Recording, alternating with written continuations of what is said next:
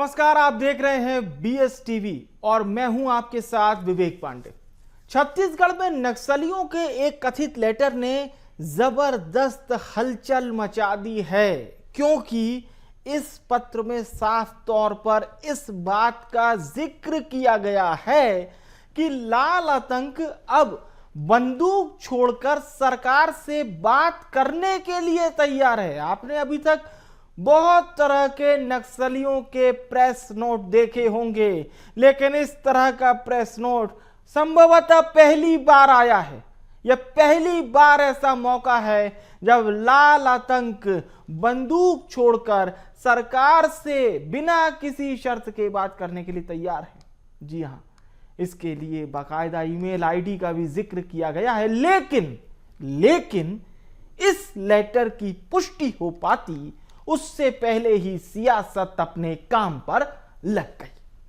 पहले इस रिपोर्ट को देखिए, फिर इसी मुद्दे पर खास पैनल के साथ एक चर्चा को शुरू करेंगे।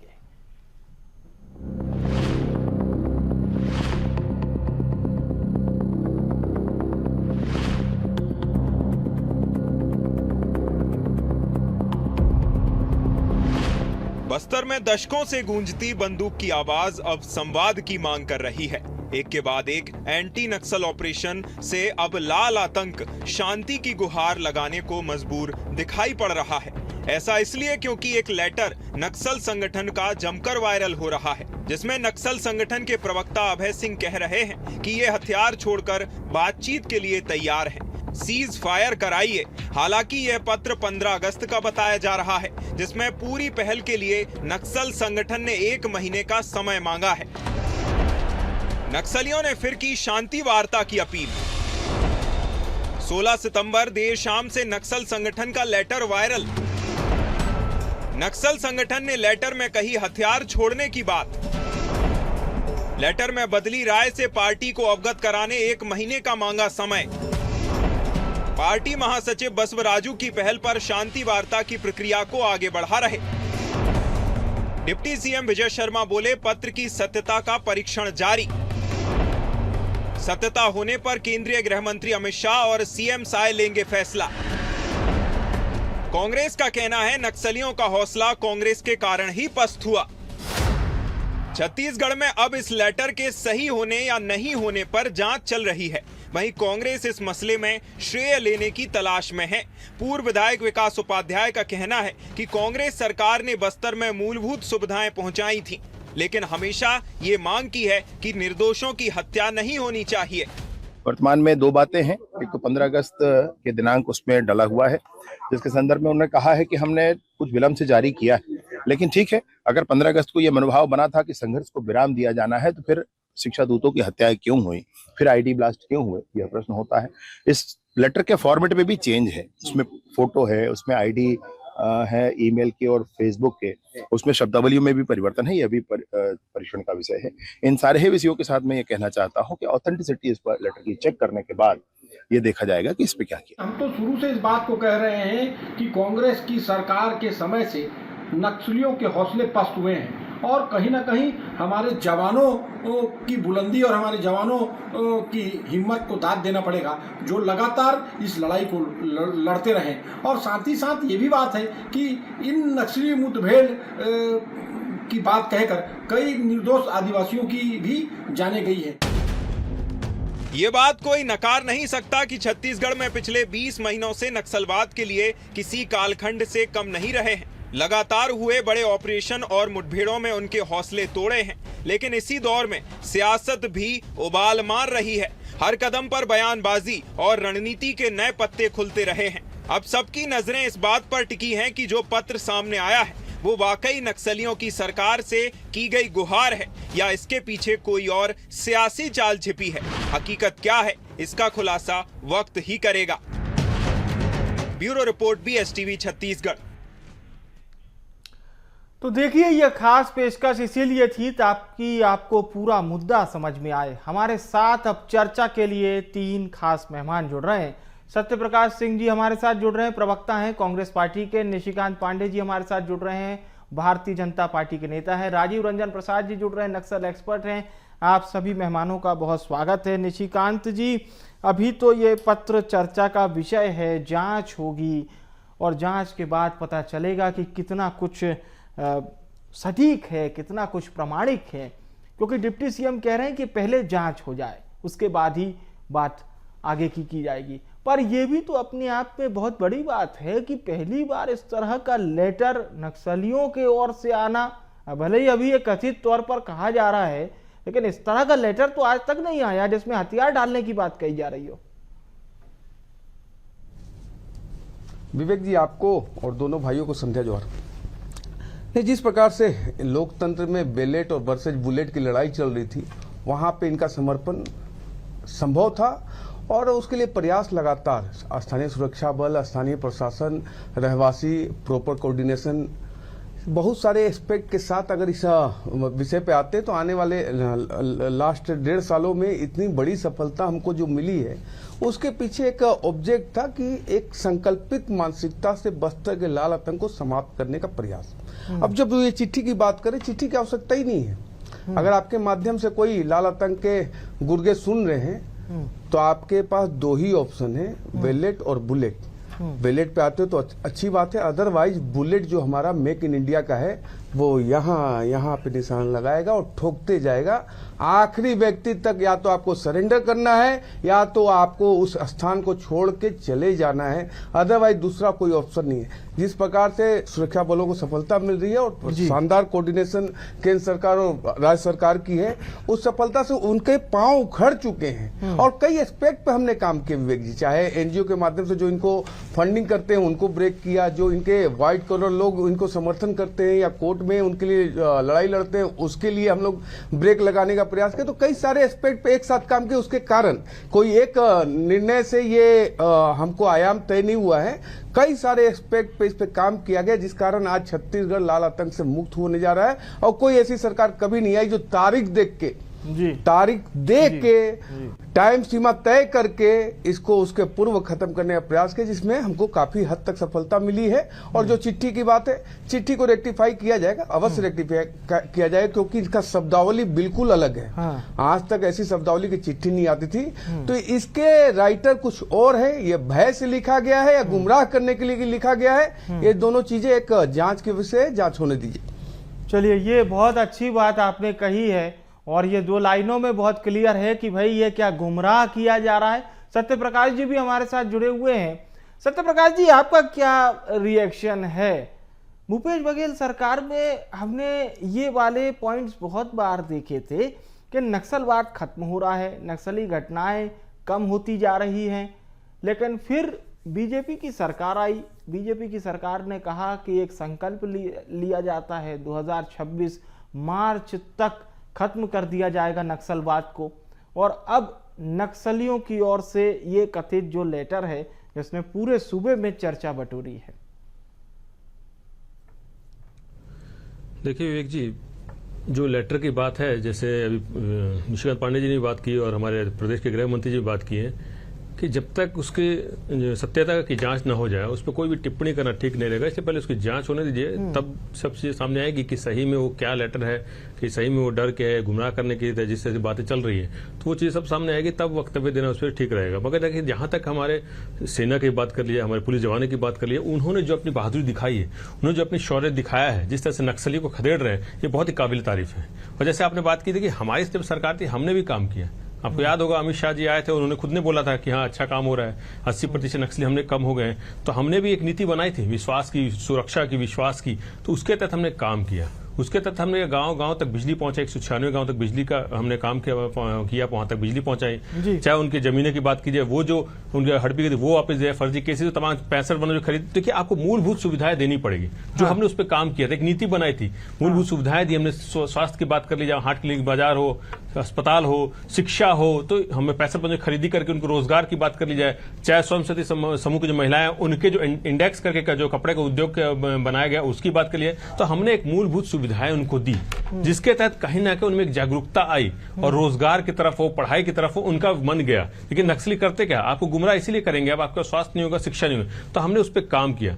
और कोई भी काम देखिए, आज अगर नक्सली इतने बैकफुट पे जा रहे हैं, या इस पत्र की भी एक कथा कहते, जो भी पत्र की अगर मैं बात करता हूं, अगर इस तरह की चीजें सामने सामने आ रही है तो एक दिन में होने वाली बात नहीं है विवेक जी, आप भी समझते हैं, कोई छोटा बच्चा भी समझते हैं, एक दिन की बात नहीं है, इस पे आपको काम करना पड़ता है। वही कहीं ना कहीं काम हमने करके दिखाया, कहीं ना कहीं वो जो काम हमने किया है धीरे धीरे, जिस तरह से हमारे जब साल आखिर था तो अमित शाह जी जिस तरह से आए, जिससे काम शुरू हुआ, तो वो कहीं ना कहीं अब बैकफुट पे जा रहे हैं और उसी का नतीजा आ रहा है। हम अभी भी बोल रहे हैं कि हम सरकार के साथ हैं, हम अपने सेना के साथ हैं, पुलिस जवान के साथ हैं। नक्सली जो एक समाज के लिए बुराई है वो खत्म होना चाहिए, ये विकास में कहने का अवरोध पैदा करता है, इसको कहीं ना कहीं खत्म करना पड़ेगा, खत्म होना भी चाहिए। मगर जहां तक लेटर की बात है, इसकी सत्यता सामने आए और जो सरकार है वो भी अपनी नीति स्पष्ट करे। जिस तरह से आपको मालूम होगा कि किस तरह से वहां के ग्रामीण है वो रायपुर तक आए थे, राजभवन तक, कई ग्रामीणों का अभी भी मुआवजा नहीं मिला है, वो भी अभी प्रदर्शन करते हैं। कई ऐसे शिक्षा मित्र है जिनको मारा गया, उनको अभी तक मुआवजा नहीं मिला। और अभी जो कुछ दिन पहले एक रसोइया की जिस तरह से मौत हुई मुखबिर बता के, उसकी जांच अभी तक नहीं हुई। तो ये चीजें भी हैं जो सरकार को देखनी पड़ेगी और देखना चाहिए। अगर जांच की बात होती है जांच करानी चाहिए। ये जो सवाल खड़े होते हैं इनको भी सरकार को कहीं ना कहीं दूर करना पड़ेगा। अगर नक्सली की बात है तो इनकी भी एक बात है, जो ग्रामीणों की जो बात है वो भी सुननी चाहिए, उसको भी दूर करना चाहिए अगर कोई प्रश्न उठता है तो। चलिए, हमारे साथ राजीव रंजन जी हैं। राजीव जी, सीधा सवाल ये कि ये जो लेटर है जिस पर हम चर्चा कर रहे हैं, जो कल से काफ़ी सुर्खियां बटोर रहा है, अब सीधा बात यह है कि क्या नक्सली अब पूरी तरह से अपने आप को खत्म मान चुके हैं, वो धराशायी हो चुके हैं, बड़े बड़े उनके नेता मारे जा चुके हैं और जो बचे हुए हैं अब उन्हें लग रहा है कि जो नक्सलवाद फल फूल पहले रहा था वैसा अब कुछ है नहीं, आर पार की लड़ाई में अब नक्सली बचेंगे नहीं? क्या ये डर है जो इस तरह के लेटर्स के जरिए सामने आ रहा है? देखिए, मैं भी इस बात को पूरी तरीके से मानता हूं कि इस पत्र की जांच होनी चाहिए, क्योंकि इस पत्र की शैली, इस पत्र को जिस तरीके से प्रस्तुत किया गया है वो आमतौर पे नक्सली जो पर्चे आते हैं उससे भिन्न है। 15 अगस्त को ये पत्र आया है और अगर मैं आपको एक और पत्र का मैं संज्ञान दिलाना चाहता हूं, और ये पत्र 6/9 का है, ये अभी हाल का है, जिसमें नक्सलियों ने अपील की है कि जो उनका 21वां स्थापना दिवस है जो ये लोग मनाने जा रहे हैं 21 से लेकर के 27 तारीख के बीच में, तो अगर इन दोनों पत्र की भाषा शैली को देखें तो उसमें अंतर है। जो दूसरा पत्र है जो ये कह रहे हैं कि हमारा जो स्थापना दिवस है उसमें लोग सम्मिलित हों, और ये कह रहे हैं कि हम ऑपरेशन कगार के खिलाफ बढ़ चढ़ करके हिस्सा लें, और ये इसमें इस बात को भी जिक्र कर रहे हैं कि हमसे जो गलतियां हुई हैं हम उसको सुधारेंगे और फिर हम जो है आगे। अब अगर आप गुरिल्ला युद्ध नीति की बात करें तो गुरिल्ला युद्ध नीति कहती है कि उनका जब शत्रु कमजोर पड़ता है तब वो अधिक ताकत के साथ आक्रमण करते हैं, और जब वो देखते हैं कि उनका शत्रु जो है अधिक बलवान है या अधिक ताकतवर हो गया है तो वो बैकफुट पर चले जाते हैं। और नक्सली इसी गुरिल्ला युद्ध नीति का जो है, आपको करेगिट्टा गुट्टा की पहाड़ी के समय आपको याद होगा कि जिस समय हमारी जो सुरक्षा बल जो उस पहाड़ी को घेर करके बैठे हुए थे, ठीक उसी समय से लगातार विभिन्न प्रवक्ताओं के माध्यम से ये बात बार बार सामने आ रही थी कि सरकार बातचीत की टेबल पर आ जाए, और ये बात उन दिनों बहुत ज्यादा विमर्श में थी। कई तरीके के सामाजिक दबाव भी बनने लगे थे। तेलंगाना की तरफ से जाकर के कुछ तथाकथित जो ऐसे लोग जो खुद को समाज सेवी कहते हैं वो सरकारों पर दबाव बना रहे थे कि बातचीत की टेबल पर आ जाए और नक्सलियों के साथ बातचीत हो। और ध्यान दें कि ये सब कुछ तब से होने लगा है जब से हम देख रहे हैं कि बड़ा बड़ा उनका कैडर, बसवा राजू मारा गया, चलपति चला गया, मधु गई, भास्कर गई, अभी अरुणा गई, विजय गई, अभी 2-3 दिनों पहले ही जहां तक मुझे याद है सुजाता ने आत्मसमर्पण किया, मोडेम बालाकृष्णा गए। तो इस तरीके से जो नक्सलियों का जो बहुत जो बड़ा थिंक टैंक और बड़े लीडर्स थे उनका पूरी तरीके से नेस्तनाबूद हो जाना, ये निश्चित रूप से ये तो बता रहा है कि उनकी तरफ से सोचने वाले नहीं रहे। जब तक सोचने वाले ये नहीं जो रहेंगे, इतना बड़ा बदलाव आ रहा है वो क्रमवार आपने नक्सलियों के कई बड़े जो लीडर होते थे उनके आपने नाम बताए जो अब इस दुनिया से रुखसत कर चुके हैं। ये इतना बड़ा बदलाव आखिर आया कैसे? मतलब अभी पहले, आज से अगर हम 5 साल 6 साल 7 साल पहले जाएं, हम बात करते थे अगर बस्तर, दंतेवाड़ा, राजनांदगांव, बीजापुर, नारायणपुर, सुकमा, तो सिर्फ बात होती थी नक्सलियों की। नक्सलियों ने यहाँ पर घेराबंदी कर दी, वहाँ पर आईडी ब्लास्ट कर दिया, फला सरपंच को अगवा कर लिया, किसी ग्रामीण की हत्या कर दी, जवानों को निशाना बनाया। लेकिन अब ऐसी घटनाएं बहुत कम हो गई हैं कहीं ना कहीं। तो ये इतना बड़ा बदलाव का कारण क्या समझ में आता है? कारण यही है कि जो राजनीतिक इच्छा शक्ति है वो यहाँ पर बलवती हुई है। आपको याद होगा कि जब हम लोग पश्चिम बंगाल में जब बहुत हद तक नक्सलवाद जो है अपने चरम पर था, उस दौर पे अचानक जब सत्ता परिवर्तन हुआ और तत्कालीन जो कांग्रेस की सरकार आई, उन्होंने बहुत प्रबलता के साथ जो है नक्सलवाद का दमन किया। चारू मजूमदार को जेल में डाल दिया गया और पूरी तरीके से पश्चिम बंगाल से नक्सलवाद समाप्त हुआ। आंध्र प्रदेश में जब नक्सलवाद चरम पर था 2005 से पहले, उस समय चंद्रबाबू नायडू ने बिल्कुल राजनीतिक इच्छा शक्ति दिखाई और राजनीतिक इच्छा शक्ति के कारण आंध्र प्रदेश से नक्सलवाद का दबाव पूरी तरीके से समाप्त हुआ। और इसी तरीके से छत्तीसगढ़ में हम अगर देख, एक दौर मुझे याद आता है जिस दौर में डॉक्टर रमन सिंह यहाँ के मुख्यमंत्री हुआ करते थे छत्तीसगढ़ के, उस दौर में भी तब आईजी कल्लूरी हुआ करते थे, जिनको कि बाद में जो है शहरी नक्सलियों का बहुत दबाव झेलना पड़ा और वहां से उनका स्थानांतरण हो गया। और उसके बाद से अभी सुंदरराजन साहब के समय तक का जो हम लोग परिदृश्य देख रहे हैं साय साहब की सरकार में, हम ये देख रहे हैं कि जो केंद्र सरकार की दृढ़ इच्छा शक्ति है कि 31 मार्च 2026 तक एक तिथि देना बहुत महत्वपूर्ण है। ये स्पष्ट जो है संदेश जाता है कि ये तिथि है और इस तिथि से पहले आपको समाप्त करना है। अर्थात एक राजनीतिक इच्छा शक्ति एक आपको तारीख दे रही है, इसके बाद नहीं, इससे पहले। और इसीलिए ये जो पत्र है वो मायने रखता है। और इसलिए मैं ये कह रहा हूं कि इस पत्र को पूरी तरीके से खारिज नहीं कर सकते। खारिज इसलिए नहीं कर सकते क्योंकि अभी इस समय जो उनके स्थापित जो पत्र लिखने वाले लोग रहे होंगे वो इस समय एक जगह पर नहीं है। वो अपने पुराने पैटर्न पे काम नहीं कर पा रहे। इसलिए उन्होंने कहीं और से काम किया होगा, कहीं और से लिखवाया होगा, किसी और के माध्यम से ये पत्र सामने आया होगा। इसलिए मैं इस पत्र को पूरी तरीके से भी खारिज नहीं करता कि जांच होनी चाहिए, लेकिन ये पत्र चाहे सीधे माध्यम से चाहे पिछले दरवाजे से सामने आया हो, लेकिन ये स्पष्ट तो करता है कि नक्सली दबाव में है। वे चाहते हैं कि किसी तरीके से सरकार बातचीत के टेबल पर आ जाए और इससे उनको टाइम मिल जाए, उनको समय मिल जाए। और अगर उनको समय मिला तो वो फिर से अपने आप को संगठित कर सकते हैं। इसलिए राजनीतिक और जो सामरिक दबाव है वो लगातार बने रहना चाहिए। इसके साथ साथ नक्सलियों के पास ये स्पष्ट संदेश जाना चाहिए कि आपके पास एक ही रास्ता है कि आप या तो मुख्य धारा में आओ, समर्पण करो हथियारों के साथ, और जो है नक्सल नीति आपके सामने है, उसके माध्यम से जो है आप जो है कम से कम प्रदेश को, कम से कम इस देश को लाल दल से मुक्ति दो। बिल्कुल अहम बात है निशिकांत जी। ये बात इतनी सीधी सादी तो नहीं है, बहुत उलझी हुई बात है। वर्षों की लड़ाई है, हमारे कई जवानों की शहादत है और हम उसे ना तो कभी भुला सकते ना कभी भरपाई कर सकते। लेकिन नक्सलवाद जब छत्तीसगढ़ से खत्म हो जाएगा तो हमारे उन वीर जवानों के लिए वो बहुत बड़ी जीत होगी, जो इस दुनिया में तो नहीं है, लेकिन हाँ, उन्होंने जिस प्रकार से हमारे छत्तीसगढ़ को प्रोटेक्ट किया, नक्सलियों से लोहा लेते हुए वो वीरगति को प्राप्त हुए, उनके लिए कहीं ना कहीं एक उनके परिवार के लिए बहुत बड़ी जीत होगी नक्सलवाद जिस दिन छत्तीसगढ़ से पूरी तरह से विदा ले लेगा। वास्तव में विवेक जी, ये सच्ची श्रद्धांजलि होगी उन सभी के लिए जिन्होंने इस लाल आतंक के आदमखोरों के कारण अपनी जान गंवाई और हमारी रक्षा सुरक्षा के लिए अपनी जान की कुर्बानी दी। लेकिन देखिए, जैसा कहते हैं ना, विकास से विश्वास के रास्ते जो अर्जित हमने किया उसमें सबसे महत्वपूर्ण आता है कि action speaks louder than words. जी, आपके एक्शन बयां कर रहे हैं कि एक प्रदेश का युवा गृह मंत्री आदरणीय विजय शर्मा जी मोटरसाइकिल पे उस सुदूर वनांचल के आखिरी कोने में जहां लाल आतंक का गढ़ हुआ करता था वो घूम रही है। क्या इंटेंट आपका दर्शाता है? ये इंटेंट दर्शाता है हमारी एक जो भावना है कि हमको आपको साफ करना है। दूसरी बात, चिट्ठी में जो बातें लिखी वो तो अलग विषय है। आपको टेबल पे बैठने का तो आपके पास कोई मौका ही नहीं है, ना आपके पास कोई ऑप्शन है। अगर आप चाहते हैं हमसे बात करना, किसी भी थाने में जाके बंदूक सरेंडर कर दो, गिरफ्तारी दे दो, उसके बाद सरकार आपके लिए चर्चा करेगी।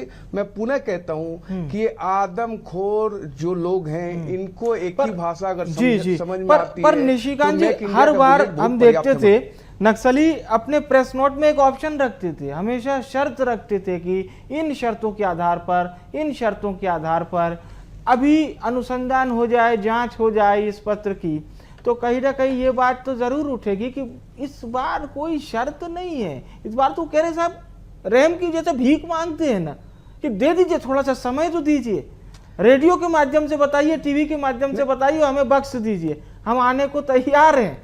लेकिन ऐसा प्रेस नोट तो कभी नहीं देखा। नहीं, विवेक जी आपने ठीक कहा कि बिना शर्तों के ये प्यार नहीं करते थे पहले, लेकिन अब जब घुटने के बल आ गए हैं और जब केंद्र की सरकार और राज्य की सरकार कर रही है, जब जीवन की भीख मांग रही है कि चल हट छूटता नहीं है, ये हमारे इंटेंट को क्लियर दर्शाता है। इन आदमखोरों के साथ वही हिसाब किताब होना चाहिए जो हमारे आदिवासी भाई बहनों के साथ हुआ है, सुरक्षा बलों के साथ हुआ है। इनको मौका देख के ठोक दो, अगर इनको आपने बढ़ने दिया तो ये नासूर फिर से घाव बनेंगे, तो ऐसा मौका इनको देना नहीं है। हमारी सरकार संकल्पित मन से प्रतिबद्धता के साथ बस्तर के विकास के लिए भी लगी हुई है और ये विनाशकारियों के सफाई में भी लगी अच्छी बात है। सत्य प्रकाश जी, नक्सलवाद के साथ ये जो लड़ाई का अंतिम दौर चल रहा है, अंतिम दौर इसलिए कह रहा हूं क्योंकि बार बार वो तारीख याद दिलाई जा रही है 2026 मार्च की, जब नक्सलवाद छत्तीसगढ़ से अपनी पूरी तरह से विदाई ले लेगा और मुख्यधारा में नक्सली शामिल होते जा रहे हैं। कांग्रेस पार्टी नक्सलवाद की इस लड़ाई में सरकार के साथ है। देखिए विवेक जी, अगर कांग्रेस पार्टी की बात की जाए तो अगर सबसे बड़ा अगर किसी ने दंश झेला है नक्सली की वजह से तो हमारी पार्टी नहीं झेला है। हमने अपने शीर्ष नेतृत्व को खोया था, तो हमसे ज्यादा दर्द या हमसे ज्यादा किसी ने उस चीज को महसूस नहीं किया हो कि नक्सलवाद क्या चीज है या कितना खौफनाक चीज है, उसको खत्म होना ही चाहिए। और हमने उस पर काम भी किया, जिस तरह से मैंने बताया कि हमारी सरकार ने क्या काम किया। तो इसलिए बोल रहा हूं कि नक्सलवाद के समर्थन में कोई भी व्यक्ति, चाहे किसी भी राजनीतिक दल का क्यों ना हो, एक छोटा सा कार्यकर्ता भी क्यों ना, कोई नक्सलवाद के समर्थन में खड़ा हो ही नहीं सकता। हर कोई चाहता है, हम भी विपक्ष के चाहते हैं कि आप इसको खत्म कीजिए, हम साथ में हैं, इस पे समस्या क्या है। मगर देखिए वही मैं बात बोलना चाह रहा हूं ना कि नक्सल खत्म होना चाहिए, मगर कभी कभी धीरे धीरे स्वर में ये भी आ जाती है कि धमतरी जिले में भी खबरें आ जाती है, कभी राजनांदगांव में भी खबरें आ जाती है। तो आप अगर खत्म करना चाहते हैं तो आपकी नीति पूरी स्पष्ट होनी चाहिए। और जो छोटी मोटी भी खबरें अगर इस जगह से आती है जहां पर नक्सलवाद खत्म होने की खबरें आती थी, तो ये भी एक चिंता का विषय है। और जैसे मैं अभी निशिकांत पांडे जी बोल रहे थे ग्रामीणों के विकास की बात करते हैं, तो ग्रामीण अगर सवाल उठा रहे, जैसे हम बार बार सवाल करते हैं, अगर वो सवाल उठा रहे हैं तो उनकी भी जांच होनी चाहिए। कोई एक निर्दोष व्यक्ति की हत्या ना हो, इसको भी सुनिश्चित सरकार को करना पड़ेगा। और अगर सवाल उठता है तो इसकी जांच भी सरकार को ही करानी पड़ेगी जी। अगर उनके ऊपर सवाल उठता है तो राजभवन तक आने की नौबत ना आए। जिस तरह से हमारे ग्रामीण बस्तर ग्रामीण राजभवन तक आए थे, जिस तरह से वो मुआवजा की मांग कर रहे हैं, अभी तक मुआवजा नहीं, तो ये चीजें भी नहीं होनी चाहिए। अगर आप नक्सलवाद खत्म कर रहे हैं तो एक स्पष्ट नीति भी लेकर आनी चाहिए। अभी तक नीति स्पष्ट नहीं है सरकार की, इसलिए ग्रामीण हमेशा सवाल खड़े करते हैं, इसलिए ग्रामीण रायपुर तक राजभवन तक आते हैं। तो ये कहीं ना कहीं चिंता का विषय है कि अगर नक्सलवाद खत्म होता है तो ग्रामीणों में विश्वास क्यों नहीं जाग रहा है, ग्रामीण क्यों नहीं सरकार के साथ है, ग्रामीण क्यों सवाल खड़े करते हैं। ठीक है, बोलिए निशिकांत जी। मेरा स्पष्ट मानना है और मैं अपने सारे विपक्षियों से ये भी कहता हूं कि देखिए आप सुरक्षा बलों को हत्यारा कहने का प्रयास मत करें।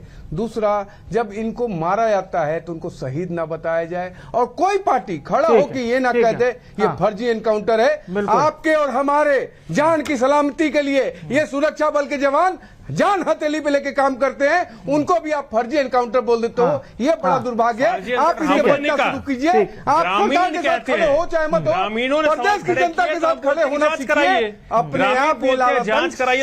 जांच करने की बात करते हैं, हमने कभी सवाल नहीं खड़े किए। ग्रामीण बोलते हैं तो बोलते हैं सवाल खड़ा कीजिए, आप जांच कीजिए, ये हमने कहा है। जो घटना हुई है रसोइये की अगर मौत हुई थी तो उसकी जांच क्यों नहीं हुई है? उनके लोगों ने कहा कि उनके पास आधार कार्ड है, विवाह प्रमाण पत्र है। आधार कार्ड होना कोई बहुत बड़ी बात है क्या? आधार कार्ड होना कोई बड़ी बात है क्या? आप लोग नहीं मानते। चलिए मैं एक लास्ट रिएक्शन राजीव जी से इस चर्चा का लेता हूं, फिर इस चर्चा का समापन करेंगे। राजीव जी एक लास्ट रिएक्शन इस बात पर। ठीक है निशिकांत जी, सत्य प्रकाश जी, राजीव जी सीधा सवाल, अभी वर्तमान में 2025 सितंबर 17 सितंबर हम बात कर रहे हैं, नक्सलवाद कितना सिकुड़ चुका है? पहले जो नक्सलवाद का एक ब्रॉड चेहरा सामने आता था, अभी वो कितना है, कितना परसेंटेज है? एक समय लाल गलियारे की बात होती थी, एक समय ये नारा लगता था कि पशुपति से तिरुपति तक। अब तो पशुपति में भी माओवादियों की सरकार गिर चुकी है और तिरुपति में भी माओवादियों का नामो निशान नहीं। तो लाल गलियारे की अवधारणा तो उनकी पूरी तरीके से नष्ट हो गई। अब माओवादियों के जिले भी, जिन जिलों में वो प्रभावित थे वो जिले भी सिमट गए। लेकिन छत्तीसगढ़ में मैं आपको एक बात बहुत गंभीरता से कहना चाहता हूं कि जैसे ही उनका माड़ छूटेगा, ये आधार इलाका उनके हाथ से जाएगा, माओवादी निश्चित रूप से पूरी तरीके से प्रभावहीन और शक्तिहीन हो जाएंगे, क्योंकि किसी भी तरीके के इस तरीके के जो मूवमेंट होते हैं उन मूवमेंट्स के लिए उनके पास एक आधार इलाके का होना बहुत आवश्यक होता है। माओवादी अभी भी प्रभावी हैं, क्योंकि अभी आपको एक दिन पहले की ये घटना है, बंडी कोराम जो नीलवाया गांव में, ये अरणपुर के पास की घटना है, वहां पर उसको माओवादियों ने मार डाला। तो ये घटनाएं लगातार आप देखें कि कई ऐसी घटनाएं सामने अभी भी आ रही हैं, छुटपुट, कभी मुखबिर बता करके, कभी शिक्षा दूतों को माओवादी निशाने पे ले रहे हैं, मार रहे हैं जी। और अपनी उपस्थिति दर्ज कराने की कोशिश कर रहे हैं। तो हम अभी ये नहीं कह सकते कि माओवादी पूरी तरीके से जो है हाशिए पे रहे। मैंने आपको सितंबर के पत्र का भी हवाला दिया, जहां पर कि वो अपने आप को पुनर्गठित करने की कोशिश कर रहे हैं। इसीलिए लेकिन हम कह सकते हैं कि नक्सलवाद की रीढ़ बहुत हद तक तोड़ी जा चुकी है, और मैं इसी के साथ नक्सलवाद की रीढ़ तोड़ दी गई है जी। बिल्कुल, बहुत बहुत धन्यवाद करूंगा हमारे सभी पैनलिस्ट का। शुक्रिया हमारे साथ चर्चा में पार्टिसिपेट करने के लिए, आप सभी का धन्यवाद। बात सीधी है, ये जो लेटर है, ये जो प्रेस नोट है नक्सलियों का, सरकार कह रही है थोड़ा सा जांच कर लेने दीजिए, जांच के बाद, अनुसंधान के बाद पता चलेगा ये लेटर कितना पुष्ट है। लेकिन इस तरह का लेटर अपने आप में पहली बार आया है, ये बात भी उतनी ही सही है। तो फिलहाल के लिए इस खास पेशकश से मुझे दीजिए इजाजत, और आप देखते रहिए BSTV। नमस्कार।